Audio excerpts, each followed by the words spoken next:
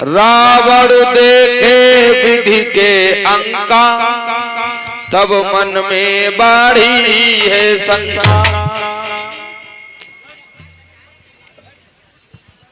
इस धनुष को जो भी खंडन करेगा उसके पिता की मृत्यु हो जाएगी और नारी सहित वन में विचरण करने जाएगा। इस धनुष को इतने राजा महाराजाओं में किसके हाथों खंडन होगा?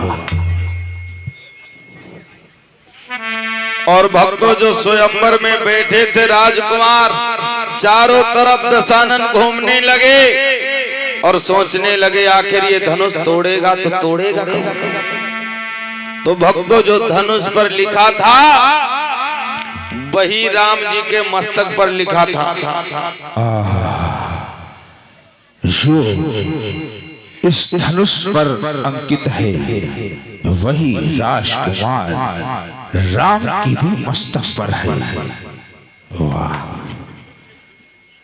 राम जरा अपना हाथ बुलाओ।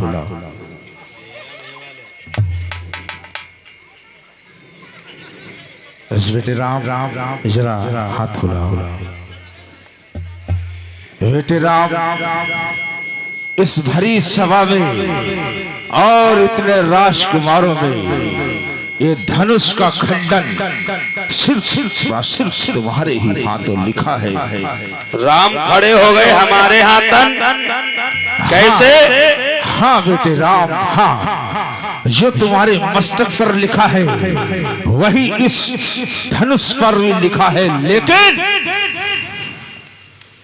लेकिन ये इस पर लिखा है और तुम्हारे माथे पर लिखा है। धनुष का खंडन तुम्हारे ही हाथों होगा और नारी सहित तुम्हें वन में विचरण करना होगा। और इतना ही नहीं, तुम्हारे पिता की मृत्यु भी हो जाएगी। और राम पूछने लगे, हे दशानन, कहो राम कहो। मेरे मस्तक पर ये लिखा है तो सुनो। कहो।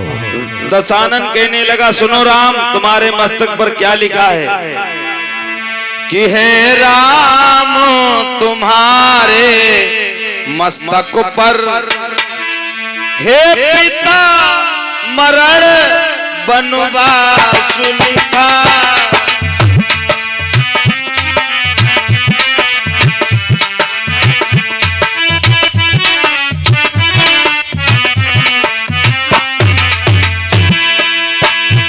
हे राम तुम्हारे मस्तक पर हे पिता मरण बनवास लिखा।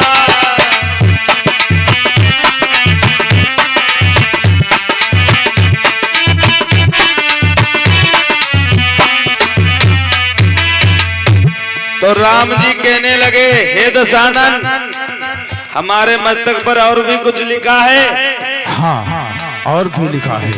हाँ, और भी लिखा है। क्या लिखा है सुनो।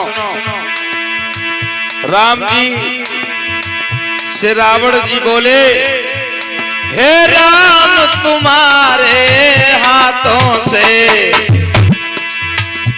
हे राम तुम्हारे हाथों से रावण का सर्वनाश लिखा।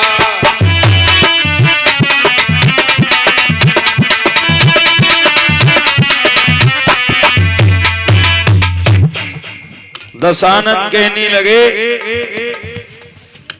हे राम तुम्हारे हाथों में, हे राम तुम्हारे हाथों में लंका का सर्वनाश लिखा।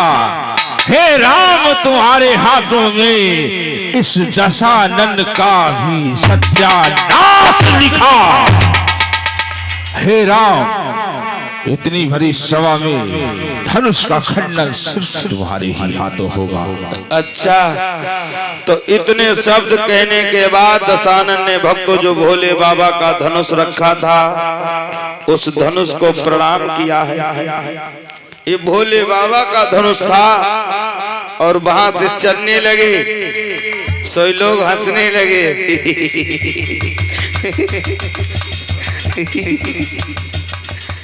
अब दशानन को देख ये सारी सभा में लंकापति दशानन का अपमान। आज ये लंकापति रावण दशानन इस भरी सभा में ये प्रण कहता है, प्रण लेकर कहता